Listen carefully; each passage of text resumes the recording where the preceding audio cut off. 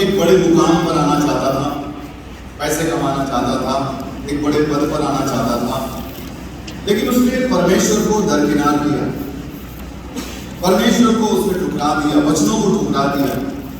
और हमने देखा कि उसका अंजाम क्या था। वो उतने बड़े मुकाम पर पहुंचने के बावजूद भी अपने आप को खाली पाया। अपने आप में उसने पाया कि मैं गलत था, मेरा निर्णय गलत था, और इस गलत निर्णय के कारण इसका असर ना केवल मेरे जीवन पर पड़ा परंतु मेरे आने वाले पीढ़ी पर भी पड़ा। यहाँ पर जितने भी जवान भाई बहन लोग बैठे हुए हैं, मैं आप लोगों से आपसे विनती करना चाहता हूँ, आप जिस दौर से गुजर रहे हैं एक ऐसा दौर है जब आप जिंदगी के बड़े बड़े फैसले करते हैं। अब ऐसे बड़े फैसलों में एक बात याद रखना, जल्दबाजी मत करना, परमेश्वर को प्राथमिकता अपनी जिंदगी में देना। लूत ने जो कार्य किया, लूत ने जो फैसला किया और जिसका अंजाम हम परमेश्वर के वचन में बखूबी बड़े विस्तार से पढ़ते हैं, ये इसलिए बताया गया है ताकि हम उस गलती को ना दोहराएं, वही गलती दोबारा हम ना करने पाए। आज जिस एक और व्यक्ति के बारे में मैं आपके सम्मुख में बताना चाहता हूँ, वो एक ऐसा जवान लड़का था जिसने अपने जिंदगी में कैरियर के ऊपर में नहीं परंतु अपने कैरेक्टर के ऊपर ध्यान दिया। कहने का मतलब है वो जिंदगी में किस मुकाम पर पहुंचना चाहता है, कितने बड़े लक्ष्य को पाना चाहता है, कितना बड़ा इंसान बनना चाहता है, उन तमाम चीजों को ज्यादा ध्यान नहीं दिया। लेकिन उसकी जो जीवन में प्राथमिकता थी वो था परमेश्वर का भय, वो था परमेश्वर। उसके मन का विचार था कि यदि मैं परमेश्वर को अपने जिंदगी में प्रथम स्थान देता हूं तो मेरे जीवन का कैरियर वो ही तय करेगा, और जब वो तय करता है तो अच्छा ही करता है। आइए मैं आपका ध्यान उस जवान की ओर लेकर के आना चाहता हूं, और वो जवान कोई दूसरा नहीं, यूसुफ के बारे में हम सब परिचित हैं, मेरे प्यारे, अच्छी तरह से जानते हैं यूसुफ का जीवन कैसा था। एक चरवाहे का बेटा, भेड़ बकरियों को चराने वाला। आप समझ सकते हैं कि भेड़ बकरियों को चराने वाले की जो जीवनचर्या कैसे होगी, वो किस हालात में रहते हैं।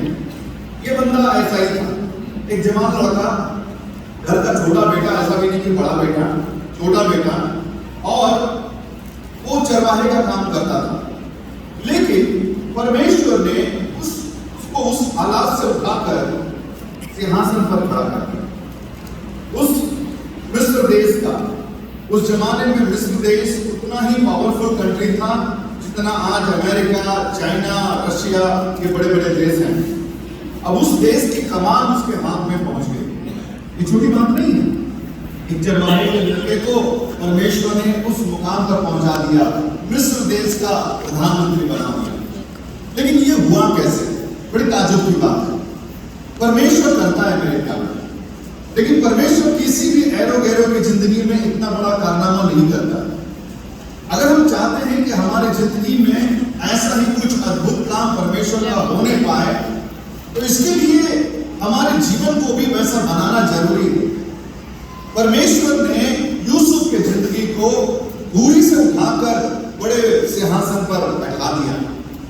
उसके जीवन में ऐसी क्या क्या बातें थी, ऐसी क्या क्या गुण हम सीख सकते हैं जिसके कारण परमेश्वर ने उसके जीवन में इतनी बड़ी आशा।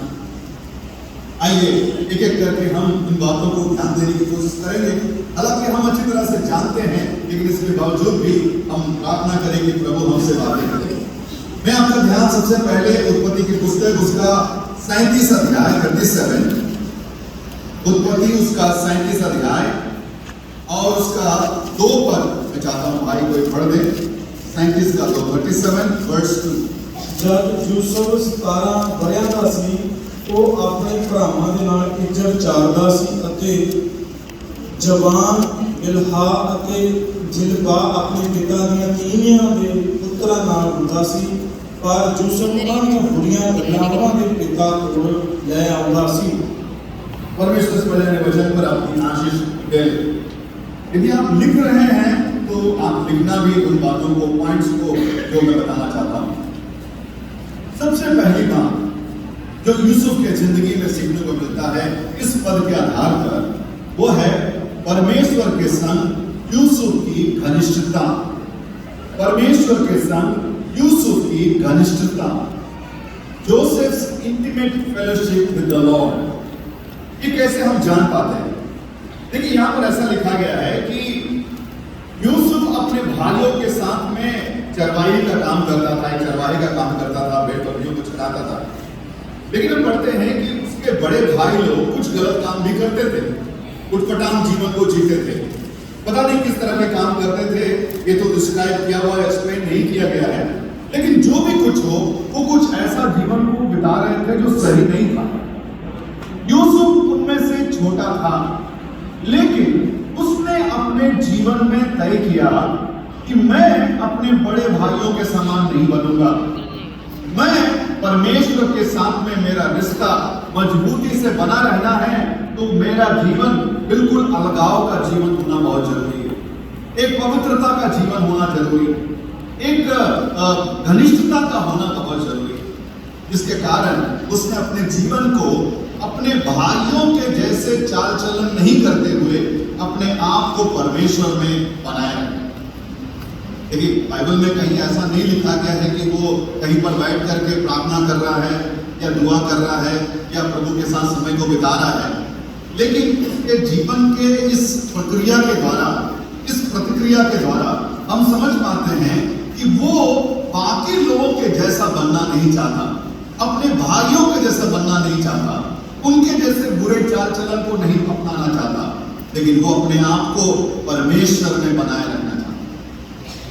ये आसान बात नहीं होता मेरे प्यारे जवानों के लिए, खास करके आप लोग जानते हैं जिस समाज में आप रहते हैं, जिस कॉलेज स्टूडेंट्स के साथ आप घूमते हैं, पढ़ाई करते हैं, जिनके साथ आपका उठना बैठना होता है, जिसके साथ आप नौकरी करते हैं, ऑटोमेटिकली धीरे धीरे चाहे या ना चाहे आप उनके जैसे बनने लगते हैं।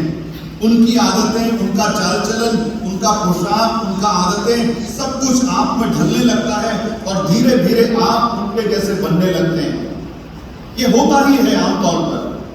लेकिन यूसुफ आपके जैसा ही एक जवान लड़का था। उसने अपनी जिंदगी में ठाना, मेरे लिए परमेश्वर ही सब, मेरे लिए परमेश्वर की संगति सबसे इंपॉर्टेंट है। मैं अपने आप को उनके जैसा नहीं बनाऊंगा, मैं अपने आप को अलग करके रखूंगा, मैं प्रभु के लिए अपने जीवन को अलग करके बिताऊंगा। और मैं बताऊं मेरे प्यारे, जब आप ऐसा करते हैं ना, जब आप परमेश्वर के साथ में जुड़ करके संगति बिताते हैं, तो परमेश्वर भी आपके साथ में वैसा ही समय को बिताता है, घनिष्ठता। और ना केवल वो बिताता है, परंतु वो आपके जीवन में काम करना भी आरंभ कर देता है। जब आप उसके संगति में समय को ज्यादा बिताते हैं, उसको जीवन में प्राथमिकता देते हैं, वो ऐसा परमेश्वर है जो कोई मूर्त नहीं है, कोई तस्वीर नहीं है, वो बातें करता है मेरे प्यारे, वो बातें करता है। और वही हुआ, परमेश्वर ने यूसुफ से बातें करना आरंभ की।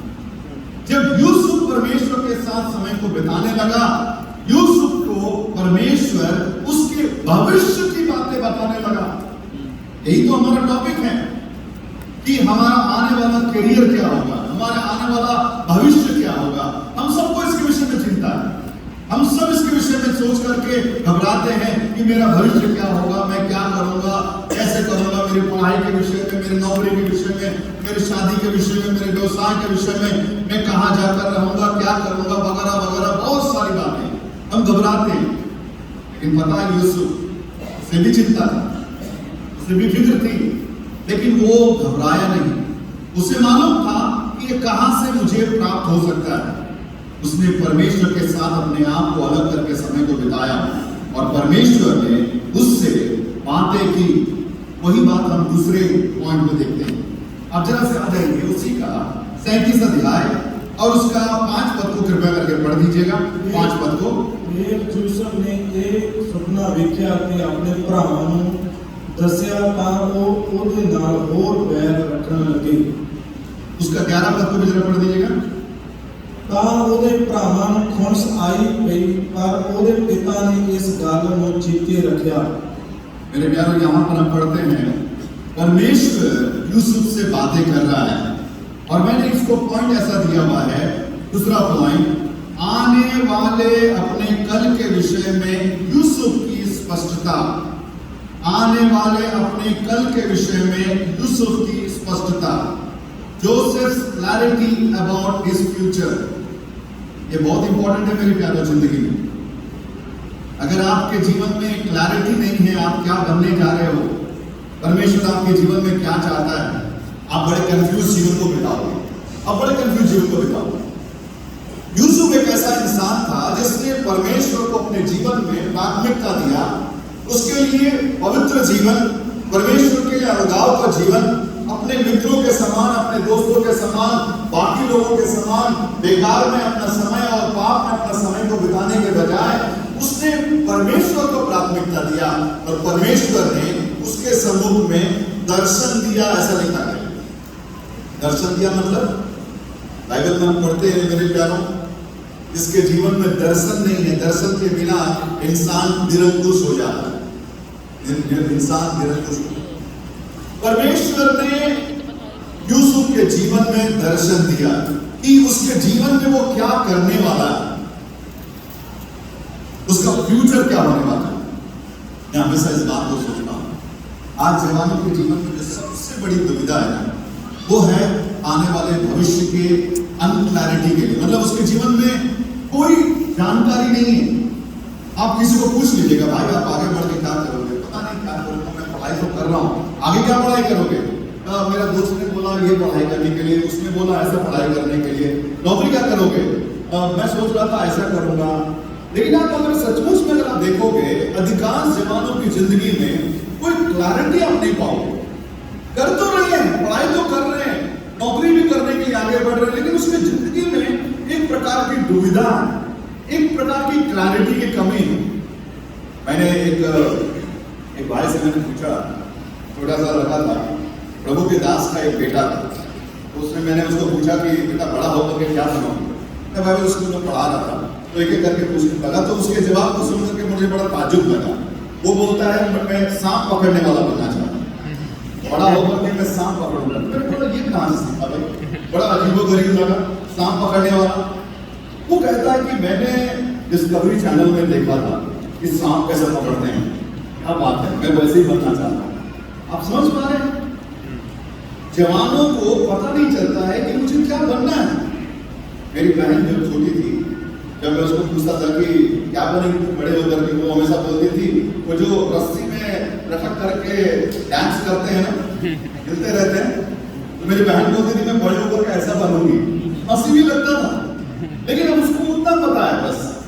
मेरे प्यारों, कई जवानों की जिंदगी में यही बहुत बड़ी समस्या है। वो आने वाले दिनों में क्या बनना चाहते हैं, क्या करना चाहते हैं, कोई क्लैरिटी नहीं है। और क्लैरिटी नहीं होने के कारण वो हमेशा गलत चुनाव करते हैं, गलत रास्ते को अपना लेते हैं। उनको नहीं पता कि मेरे जीवन साथी कौन होना चाहिए। इसी वजह से क्या होता है, कोई भी मिल जाए चलेगा, वो लड़की हाँ ठीक है चले, कुछ दिनों के बाद नहीं, वो लड़की नहीं दूसरी लड़की, वो लड़का ठीक है, कुछ दिनों के बाद दूसरे लड़का। पता नहीं कितने वो चेंज करेंगे, कितने नौकरी वो चेंज किया, कितनों ने अपने करियर का जो अपने स्टडीज को चेंज किया, कोई क्लैरिटी नहीं है। लेकिन यूसुफ की जिंदगी में बिल्कुल ऐसा नहीं बना है। उसके जीवन में परमेश्वर ने स्पष्ट रीति से एक क्लैरिटी दिया कि बेटा तू क्या होने वाला है मैं बताता हूं। एक वचन को जरा निकालिएगा, नीति वचन की पुस्तक उसका 3 अध्याय, नीति वचन की पुस्तक उसका 3रा अध्याय और उसका 5 और 6 पद को कृपया करके पढ़ दें। अपने पूरे दिल नाल परमेश्वर ते भरोसा रख ਅਤੇ ਆਪਣੀ ਸਹੀ ਸਮਝ ਉਤੇ ਅਤਵਾਰ ਨਾ ਕਰ। ਆਪਣੇ ਸਾਰੇ ਰਾਹਾਂ ਵਿੱਚ ਉਹਨੂੰ ਪਛਾਣ ਅਤੇ ਉਹ ਤੇਰੇ ਮਾਰਗਾਂ ਨੂੰ ਸਿੱਧਾ ਕਰੇਗਾ। मेरे प्यारे, परमेश्वर का एक योजना आपके जिंदगी के लिए है। आप कौन सी नौकरी करें, आपकी शादी किसके साथ होने पाए, आपका भविष्य क्या होने पाए, आप कहां जाकर के सेटल हो जाए, हर एक बातों को परमेश्वर ने बिल्कुल बड़े स्पष्ट रीति से बना करके रखा है। परमेश्वर ने बिल्कुल योजना को बना करके रखा है। लेकिन इसकी अगर स्पष्टता आपको चाहिए, वो केवल मिलती है जब आप परमेश्वर के साथ ज्यादा से ज्यादा समय को बिताते हैं। परमेश्वर के साथ समय बिताने वाला इंसान की जिंदगी में परमेश्वर उसकी स्पष्टता को देता है। यूसुफ की जिंदगी में उस स्पष्टता को दिया था। एक और बात बता दूं, जब आपकी जिंदगी में आपके भविष्य को लेकर एक स्पष्टता रहेगी ना, वो स्पष्टता आपके जीवन के चाल चलन को भी प्रभावित करेगी। आप अपने जीवन के हर चाल को, अपने भविष्य को मन में रखते हुए आगे बढ़ेंगे और ये आपके जीवन को बड़े बैलेंस करके आपको लेकर के चलेगा। और ये बहुत इंपॉर्टेंट है, क्योंकि अगर एक इंसान की जिंदगी में भविष्य का कोई जानकारी नहीं है तो वो बिल्कुल ऐसा ही चलेगा जिसका मतलब कोई परवाह नहीं है। कई ऐसे जवान लोगों के बारे में पिछले दिनों में एक सर्वे हुआ था, पता चला बहुत सारे जवान लोग आजकल हीरो से ज्यादा विलन को पसंद करते हैं और अपने जिंदगी में विलन के जैसा बनना चाहते हैं। मेरे को वो विलन बनना है। क्या हो गया भाई? कई लड़कियां ऐसी हैं जो खास करके कुछ हीरोइंस का या बड़े बड़े फिल्म सितारों का नकल करना चाहते हैं, उसके जैसा बनना चाहते हैं, इसके जैसा बनना चाहते हैं, उसके जैसा बनना चाहते हैं, या कहीं पर टीवी में देख लिया या फिल्मों में देख लिया या अखबारों में पढ़ लिया, किसी दूसरे व्यक्ति को उसने ये कर दिया, इसने ये कर दिया। हमेशा एक प्रकार का दुविधा दिल के अंदर में घूमता रहता है, एक प्रकार का धुंध छाया रहता है कि मैं क्या बनने वाला हूं। और जब नहीं बनते हैं ना, क्या होता पता है? वो बड़े निराश हो जाते, बड़े हताश हो जाते कि मैं ये नहीं कर पाया, मैं वो नहीं कर पाया, मेरा जीवन का क्या होगा, मेरा जीवन तो खत्म है, मेरा घर ऐसा मिला, मेरा परिवार ऐसा था, मेरे माँ बाप ऐसे निकले, अगर वो अच्छा रहता तो वो अच्छा रहता, मेरे जीवन में ये होता तो शायद ये अच्छा रहता। हमेशा हम ऐसी चीजों को मन में सोच सोच करके निराशा में पड़े रहते हैं।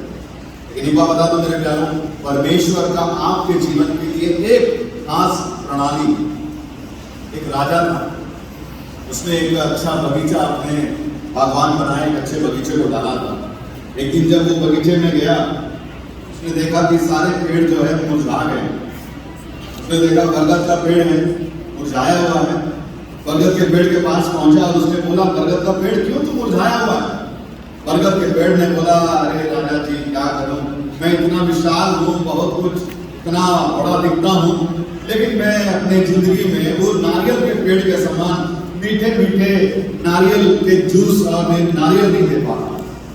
बोला कुछ नहीं, राजा नारियल के पेड़ के पास नहीं गया, नारियल के पेड़ को देखा तो नारियल का पेड़ भी मुरझाया हुआ था। नारियल के पेड़ को पूछा कि नारियल का पेड़ तू क्यों मुरझाया हुआ है, तुझे क्या दिक्कत है? उसने बोला, नारियल का पेड़ ने बोला, मैं तो काफी लंबा हूँ, लेकिन मैं तो उस लीची के पेड़ के समान नहीं हूँ। लीची का पेड़ तो कितना मीठा, कितना स्वादिष्ट होता है, तो इसी वजह से मैं काफी परेशान हूँ, मुझे समझ में नहीं आ रहा मैं क्या करूँ। लीची के पेड़ के पास में राजा गया और उसको पूछा, लीची का पेड़ तुझे क्या हो गया, तू भी क्यों मुरझाया हुआ? वो भी मुरझाया हुआ था। लीची के पेड़ ने बोला, मैं तो मीठा फल तो देता हूँ, लेकिन मैं उस गुलाब के फूल के समान सुगंध नहीं दे पाता। लेकिन जब राजा उस गुलाब के पौधे के पास में गया, उसने देखा कि गुलाब का पौधा बिल्कुल खिला हुआ था, बिल्कुल एकदम फ्रेश। राजा ने उसको पूछा, बाकी सारे पेड़ और सारे पौधे तो मुरझा गए हैं, तू क्यों इतना खिला हुआ है? उस गुलाब के फूल ने बोला, राजा जी बरगद के पेड़ को आपने लगाया कि आपको छांव दे, वो आपको छांव देता है। नारियल के पेड़ को आपने लगाया ताकि आपको वो पानी दे और पानी देता है। लीची के पेड़ को लगाया कि आपको मीठा फल दे, वो आपको देता है। गुलाब का पौधा मुझे लगाया कि मैं आपको सुगंध दूं, मैं आपको देता हूं, और जो जिस कारण आपने मुझे लगाया है, जिस उद्देश्य से लगाया है, मैं उद्देश्य को पूरा करता हूं, इसी में मेरी खुशी है। मैं बाकी के समान बनना नहीं चाहता। मेरे प्यारों, परमेश्वर ने आपको जिस उद्देश्य से इस संसार में रखा है, अब उसमें खुश रहना। केवल यही सोचना कि परमेश्वर की योजना मेरे जीवन में क्या है। एक और पद को जरा निकालिएगा, यिर्मयाह की पुस्तक, उसका 1 अध्याय और उसका 5 पद, 1 का 5। यिर्मयाह 1 अध्याय उसका 5 पद। ਇਹ ਤੋਂ ਪਹਿਲਾਂ ਕਿ ਮੈਂ ਤੈਨੂੰ ਢਿੱਡ ਵਿੱਚ ਸਾਜਿਆ, ਮੈਂ ਤੈਨੂੰ ਜਾਣਦਾ ਸਾਂ। ਇਹ ਤੋਂ ਪਹਿਲਾਂ ਕਿ ਤੂੰ ਉੱਪਰੋਂ ਨਿਕਲਿਆ, ਮੈਂ ਤੈਨੂੰ ਵੱਖਰਾ ਕੀਤਾ, मैं तेनू कौमां दी नवी मिथ्या। मेरे प्यारों, परमेश्वर यहाँ पर अपने लोगों से वादा करता है, तेरे गर्भ में रचने से पहले ही मैंने तुझ पर चित्त लगाया है। कहने का मतलब होता है, तू अब दुनिया में जन्म भी नहीं हुआ था, तेरे जीवन का पूरा इतिहास मैंने लिख दिया है। तेरे जीवन में होने वाली हर एक बातों को मैंने ऑलरेडी तय कर चुका है। बस चाहिए क्या, वो सारी बातों को मैं तुझे बताऊं, तू सुने, तू माने और जीवन में आगे बढ़ेगा। परमेश्वर उससे ही अपनी योजनाओं को प्रकट करता है जो उसके निकट रहता है, जो उसके करीब रहता है, जिसके साथ उसकी संगति बनी हुई रहती है, वो परमेश्वर की बात को सुन पाता है। यूसुफ की जिंदगी में उस बात को हम सुन पाते हैं। पहला, परमेश्वर के साथ यूसुफ की घनिष्ठता। नंबर 2, आने वाले अपने कल के विषय में यूसुफ की स्पष्टता। और तीसरी बात जो पढ़ते हैं उसके 37 अध्याय का 5 पद और 11 पद को एक बार दोबारा पढ़ देंगे। 7 और 5 पद और 11 पद, उत्पत्ति 37, 5 and 11। देखो ਅਸੀਂ ਖੇਤ ਦੇ ਵਿੱਚ ਭਰੀਆਂ ਬੰਨ੍ਹਦੇ ਸਾਂ ਔਰ ਵੇਖੋ ਮੇਰੀ ਭਰੀ ਉੱਠ ਖੜੀ ਹੋਈ ਔਰ ਵੇਖੋ ਤੁਹਾਡੀਆਂ ਭਰੀਆਂ ਨੇ ਉਹਦੇ ਦੁਆਲੇ ਆ ਕੇ ਮੇਰੀ ਭਰੀ ਨੂੰ ਮੱਥਾ ਟੇਕਿਆ। 5 पद को पढ़ा आपने? 5 पद। फिर यूसुफ ने यह सुपना देखा कि अपने भरावां नूं दस्सिया तां ओह ओहदे नाल होर बैर रखण लगे। बस यहाँ पर एक बात को पढ़ते हैं मेरे प्यारों, और वो ये है, यूसुफ उस सपने को देख करके चुपचाप सो गया ऐसा नहीं लिखा गया है। अपने मुंह को बंद करके रखा ऐसा भी नहीं लिखा गया है। लिखा गया है कि यूसुफ ने अपने सपने को अपने भाइयों को जाकर के बताया, अपने भाइयों को जाकर के बताया। इसका मतलब क्या है? इसका मतलब यह है, यूसुफ परमेश्वर के उन वायदों को जो परमेश्वर उसके जीवन के बारे में बताया, उसके ऊपर में बिल्कुल भी दृढ़ता से विश्वास किया। तो तीसरा पॉइंट होगा, परमेश्वर के वायदों पर यूसुफ की दृढ़ता। परमेश्वर के वायदों पर यूसुफ की दृढ़ता। Joseph's faith and firmness in the promises of God। एक बात और बता दूं मेरे प्यारों, बड़े स्पष्ट तरीके से समझिएगा। परमेश्वर ने उस जमाने में यूसुफ को दर्शन के द्वारा बातें किया, उसके भविष्य को प्रकट किया। लेकिन आज आप ऐसे उम्मीद मत करिएगा कि परमेश्वर आपको दर्शन या स्वप्न के द्वारा बातें करे, ना, ऐसा नहीं होता है। आज परमेश्वर अपने वचन बाइबल के द्वारा आपसे बातें करता है। बाइबल के वचन के द्वारा आपके जीवन के मार्गदर्शन को बताता है। लेकिन उस जमाने में बाइबल नहीं था, इस वजह से परमेश्वर अपने लोगों को दर्शन के माध्यम से बातें करता था। अब आते हैं, यूसुफ अपने परमेश्वर के उन वायदों पर विश्वास करता था और उसको पकड़े रहा, दृढ़ता से पकड़े रहा। ये उतना आसान नहीं होता है। एक बात याद रखिएगा, परमेश्वर जब आपको अपनी योजनाओं को प्रकट करता है, कई बार ऐसा होता है कि आप परमेश्वर की योजनाओं पर पूर्ण रूप से भरोसा नहीं कर पाते हैं। क्यों नहीं कर पाते हैं? क्योंकि परमेश्वर का योजना और आपकी परिस्थिति में कोई मेल जोल नहीं होता। ध्यान से सुनिएगा, परमेश्वर की योजना और आपकी परिस्थिति में कोई मेल जोल नहीं होता है, इसके कारण आमतौर पर हम भरोसा नहीं कर पाते। अगर परमेश्वर यूसुफ को बोलता, यूसुफ मैं तुझे, जो चरवाही का काम कर रहा है ना, भेड़ बकरियों को चरा रहा है, मैं तुझे दर्शन देता हूं, कल जब तू बाहर जाएगा तो बहुत ज्यादा हरी हरी घास मिलेगी, पानी मिलेगा और तुमको 1 महीना के लिए चारा मिलेगा। तो बड़ा आसान है उसको विश्वास करना। हाँ चलो भाई, परमेश्वर ने वादा किया है तो चलो घास मिलेगा, पानी मिलेगा, ये विश्वास कर सकते हैं। लेकिन परमेश्वर ने यूसुफ को ये नहीं बोला कि तुझे घास और पानी मैं दूंगा। कि परमेश्वर उसको बोलता है, एक दिन आएगा यूसुफ, तेरे जितने भाई लोग हैं, इंक्लूडिंग तेरे माता और पिता भी, तेरे सम्मुख में घुटने टेकेंगे, तू राजा होगा, तू सिंहासन पर होगा। ये बात यूसुफ को परमेश्वर बताता है। अब जरा सोचिए, यूसुफ एक चरवाहा है और परमेश्वर की योजना क्या है कि उसको राजा बनाने का, प्रधानमंत्री बनाने का। दोनों में क्या मेलजोल है? आमतौर पर जब परमेश्वर अपनी योजना अपने लोगों को प्रकट करता है ना, तो हम विश्वास से ऐसे कमजोर हैं, हम यही सोचते हैं ये नहीं होने वाला भाई, ये तो परमेश्वर ने ऐसे ही बोल दिया, ये सब होने वाला नहीं है, परमेश्वर ने शायद ऐसा ही बोल दिया। नहीं, परमेश्वर जो कुछ भी बोलता है वो 100% पूरा भी करता है मेरे प्यारों, क्योंकि यूसुफ उस बात को अच्छी तरह से जानता है। एक बात को जरा से पढ़िएगा, यशायाह की पुस्तक उसका 55 अध्याय और उसका 8 और 9 पद। यशायाह 55 अध्याय उसका 8 और 9 पद। क्यों जो मेरे ख्याल ਤੁਹਾਡੇ ख्याल नहीं, ना ਤੁਹਾਡੇ राह मेरे राह ਹਨ, यहोवा ਦਾ ਵਾਕ ਹੈ। जिमें आकाश धरती तो उच्चे ਹਨ, तिमें मेरे राह ਤੁਹਾਡੇ ਰਾਹਾਂ ਤੋਂ ਅਤੇ मेरे ख्याल ਤੁਹਾਡੇ ख्यालों तो उच्चे ਹਨ।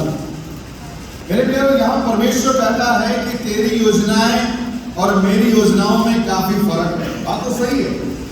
अगर आप एक गरीब के परिवार में पैदा हुए, आपके माता पिता की हालत उतनी ठीक नहीं है, आप जहाँ रहते हैं वहाँ वातावरण ठीक नहीं है, कई कमी घटी है, हो सकता है आप शारीरिक रूप से कमजोर होंगे, हो सकता है कि आपके अंदर में पढ़ने के लिए या सीखने की उतनी इच्छा ना हो, आप कमजोर होंगे, आप कई रीति से बहुत अपने आप को नीचा मानते होंगे, छोटा मानते होंगे। लेकिन अगर परमेश्वर आपको बोलता है कि मैं तुझको ऊंचाई पर लेकर के जाना चाहता हूँ, आमतौर पर हम जल्दी भरोसा नहीं कर पाते। क्यों? क्योंकि हमको लगता है कि ऐसा होना संभव नहीं। लेकिन यूसुफ ऐसा इंसान नहीं था। वो जानता था मेरी योजनाएं और परमेश्वर की योजनाओं में बहुत फर्क है। यार याद रखना, वो परमेश्वर जो यूसुफ का परमेश्वर, वो हमारा भी परमेश्वर। जब वो योजना बनाता है तो वो हमारे कचड़े पर से उठाता है और सिंहासन पर खड़ा कर देता है। उसे केवल चाहिए और वो ये कि हम उसके वायदों पर भरोसा रखें। यूसुफ भरोसा किया। इसी वजह से जब भी वो घर से बाहर निकलता, सारे भाइयों को जा करके बोलता, अरे भाई, तुमको पता है तुम सब लोग मेरे सामने घुटने टेकोगे, तुम सब लोग मेरे सामने घुटने टेकोगे।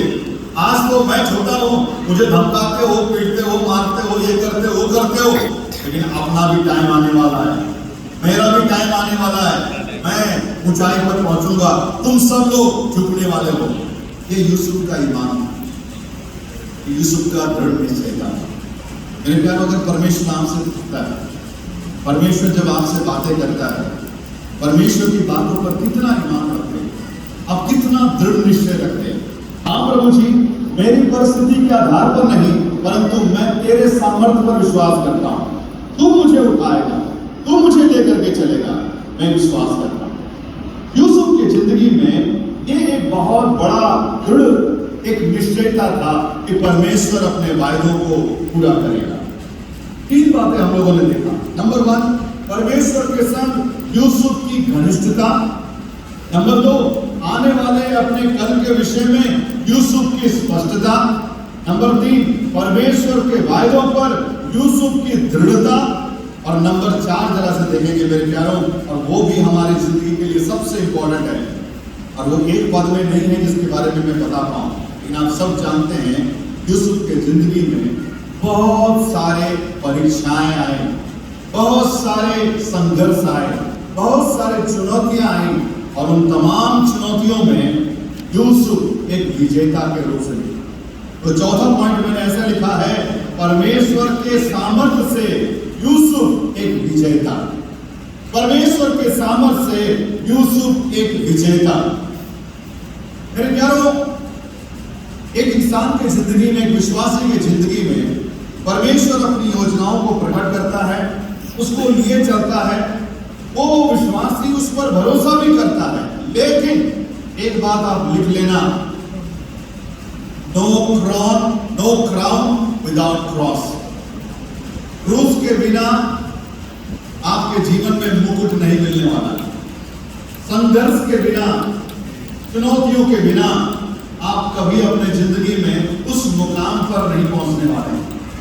अय्यूब कहता है ना, वो मुझे आग से तालेगा, तब मैं सोने के समान हरा निकलूंगा। इसका मतलब क्या है? अगर वो आपको आग से नहीं पाएगा, आप आप पत्थर ही रहेंगे, आप लोहा ही रहेंगे।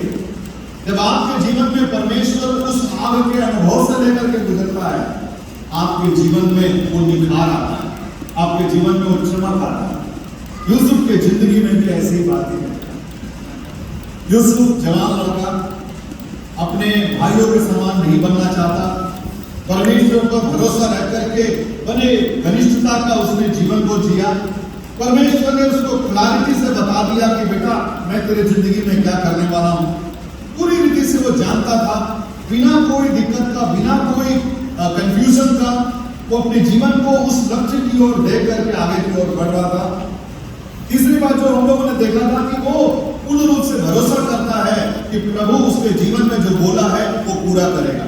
लेकिन परमेश्वर ने उस मुकाम पर उसको पहुंचाने से पहले कई प्रकार के परीक्षाओं से उसे गुजरने के लिए दी।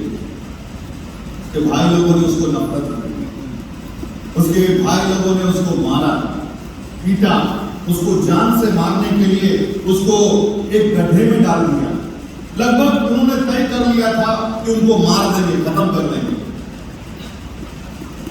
कई प्रकार के संघर्ष का सामना करना पड़ा, यहां तक कि जब वो पोतीफर के घर में काम कर रहा था, पोतीफर की पत्नी ने उसके साथ में एक गलत संबंध बनाने का कोशिश किया। लेकिन यूसुफ के जीवन में वो जो सपना, वो जो दर्शन जो परमेश्वर ने दिया था, वो बात उसके दिल में बार बार गूंज रहा था।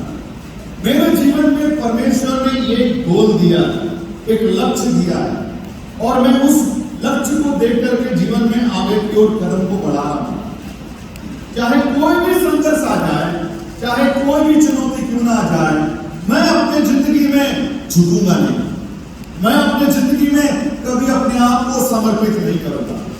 वो आगे बढ़ा मेरे प्यार, अपने जिंदगी में वो आगे बढ़ने लगा। आपकी जिंदगी में भी याद रखना, जब परमेश्वर कोई बड़ा काम करने वाला है, आप चाहते हैं कि परमेश्वर की सामर्थ आपके जीवन में काम करे, तो ये विश्वास रखना, ये उम्मीद रखना कि परमेश्वर आपके जीवन में कई चुनौतियों को लेकर के आएगा।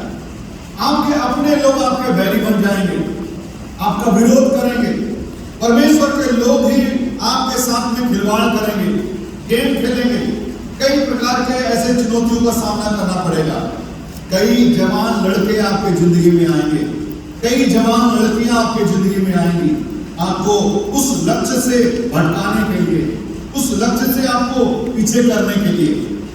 लेकिन विजेता वही होता है जो आगे बढ़ता है, जो आगे बढ़ता है मेरे प्यारों, अपने लक्ष्य की ओर देखते हुए, उस निशाने की ओर देखते हुए। उसे कोई परवाह नहीं है उसके जीवन में कैसे कैसे संघर्षों का सामना उसे करना पड़ रहा है, कितने सारे मुश्किलों का सामना उसे करना पड़ रहा है। लेकिन उसके जीवन में केवल एक ही तमन्ना है, मैं आगे बढ़ूंगा, मैं आगे बढ़ूंगा। मेरे प्यारों, मुख्य रूप से ये चार बातें थी। ये सारे मुश्किलों को, सारे चुनौतियों को, ये सारे बातों को वो पार करते हुए यूसुफ जब आगे बढ़ा, परमेश्वर ने उसके जीवन में वो बड़ा अद्भुत काम किया। समय की कमी की वजह से मैं यही समाप्त करना चाहता हूँ। मेरे प्यारों, चार बातें हम लोगों ने देखा। नंबर 1, परमेश्वर के साथ यूसुफ की घनिष्ठता। परमेश्वर आपसे पूछ रहा है, जवान भाई बहन, आपका परमेश्वर के साथ रिश्ता कैसा है? प्रतिदिन का प्रार्थना का जीवन कैसा है? कलीसिया के साथ में आपकी संगति कैसी है? आपका पर्सनल लाइफ कैसे है? क्या आप पवित्रता के साथ रहते हैं? क्या अपने दोस्तों के समान बनना चाहते हैं? अपने पड़ोसियों के समान बनना चाहते हैं? आपका परमेश्वर के साथ संबंध कैसा है? क्या परमेश्वर आपसे बातें करता है? क्या परमेश्वर की बातों को सुन पा रहे हैं? नंबर 1। नंबर 2, आने वाले समय में, समय के बाद आने वाले कल के विषय में यूसुफ के जीवन में क्या स्पष्टता, आपके जीवन के बारे में सोच करके देखना। क्या वो स्पष्टता आपके जीवन में है? क्या आप जानते हैं आप क्या करने वाले हैं? क्या परमेश्वर का क्लियर गाइडेंस आपके जीवन में है, अगुवाई है? अगर प्रभु के साथ में आपका रिश्ता सही है, तो यकीन बताता हूं मेरे प्यारों, परमेश्वर आपको कंफ्यूजन में नहीं रखेगा। परमेश्वर आपको किसी विषय में कंफ्यूजन में नहीं रखेगा। आपको क्या नौकरी करनी है, किससे शादी करनी है, कहां जाके बसना है, क्या करना है, A to Z आपको बिल्कुल स्पष्ट किससे बताया।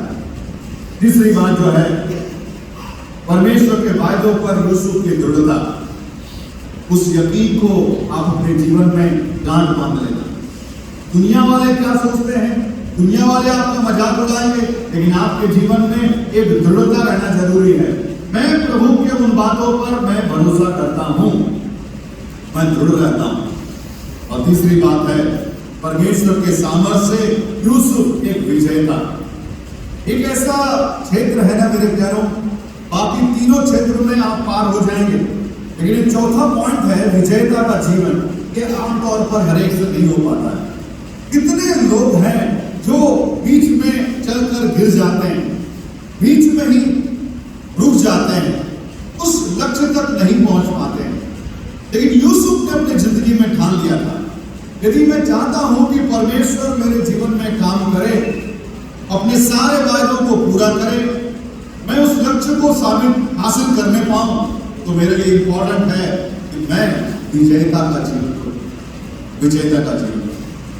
मैं एक कहानी को बता करके बस समाप्त करना चाहता हूं। मैं जहां रहता हूं झारखंड में, कोई छोटा सा जगह है, काफी बड़ा शहर नहीं है, एक छोटा सा टाउन है।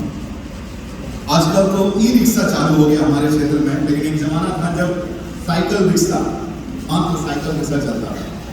तो जब भी मैं कहीं मिनिस्ट्री करने के लिए कोई बाहर कोई दूसरे जगह पर गया, वापस आया, रात के समय हो चाहे दिन के समय, कोई भी साइकिल रिक्शा वाले को बोलता था, मतलब समझ गए ना, साइकिल रिक्शा पैडल मार करके चलाते हैं, तो उसको ले लेता था और घर जाता था अपने।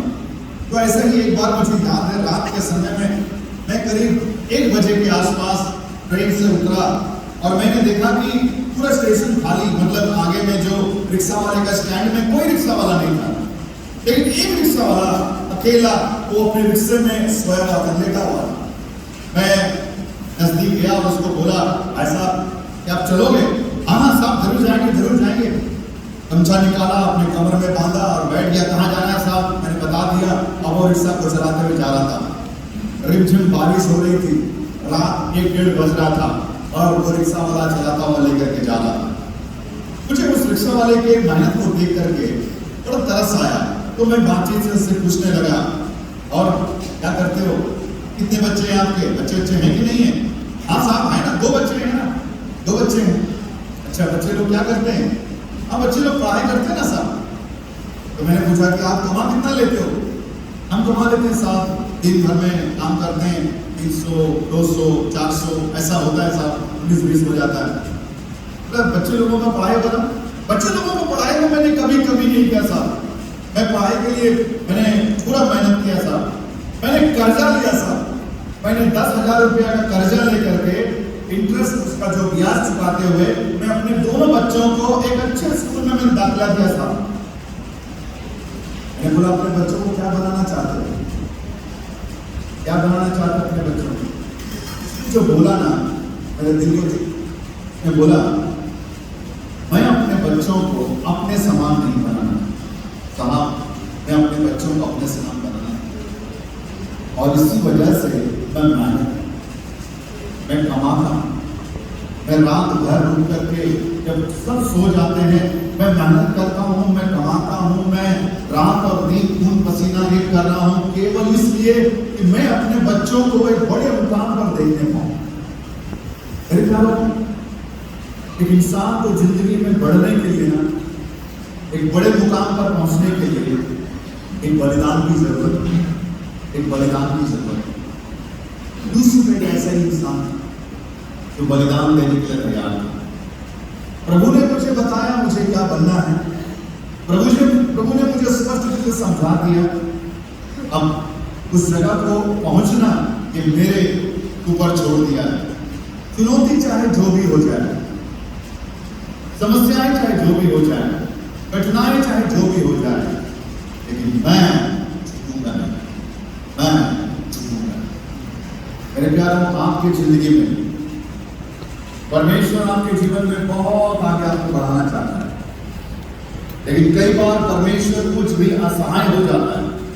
उसका कारण है आप झुक जाते हैं, हम झूठ जाते हैं शैतान के पास, परीक्षाओं के पास, उस संघर्ष के पास। आप बोल पाते हैं कि प्रभु मुझसे नहीं होगा, मैं नहीं कर पाऊंगा, बस इतने ही। प्रभु को बड़ा बड़ा बड़ा दुख लगता है मेरे प्यारों को। प्रभु का हृदय झिक जाता है, ये मेरा बच्चा क्या कर रहा है, क्या कर रहा है। उस रिश्ते वाले के बारे में जरा सोचे, उसके जीवन में एक ही सपना है कि मेरे बेटे को, मेरे बच्चों को मैं उस मुकाम पर पहुंचाना चाहता हूं, और इसके लिए मेरी गरीबी मुझे रोक नहीं सकती, मेरे जीवन में जो समस्याएं हैं मुझे रोक नहीं सकती। चाहे कुछ भी हो जाए मैं झुकूंगा नहीं, मैं आगे बढ़ूंगा। यार इन्हीं बातों से मैं समाप्त करना चाहता हूं। आप इस कैंप में कैसे आए थे मुझे नहीं पता। जितने भी लोग यहाँ पर बैठे हैं, एक बात याद रखना, आपके जीवन में जो परमेश्वर की योजना है उसको केवल और केवल एक व्यक्ति बर्बाद कर सकता है, और वो है आप स्वयं। आप स्वयं, आप यदि अपने जीवन में झुक जाएं, यदि आप अपने जीवन में पाप में गिर जाएं, कोई उसको निवारण नहीं कर सकता। परमेश्वर आपके जीवन में एक बड़ी योजना को बनाए रखा है। यूसुफ की जिंदगी में रखा था, नीचे से उठाकर सिंहासन पर खड़ा कर दिया। वही परमेश्वर आज हमारा भी परमेश्वर। प्रभु सहायता करे मेरे प्यारों। एक मिनट के लिए अपने सिरों को जरा झुकाएं।